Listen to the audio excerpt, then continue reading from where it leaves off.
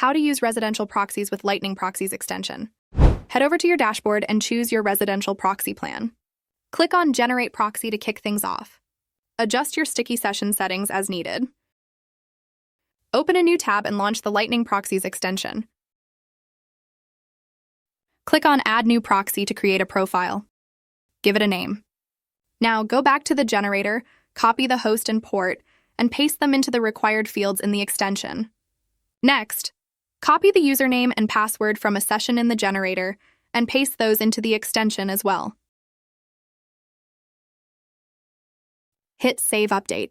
Finally, open the extension to activate the proxy and click Connect. And you're all set. Enjoy browsing.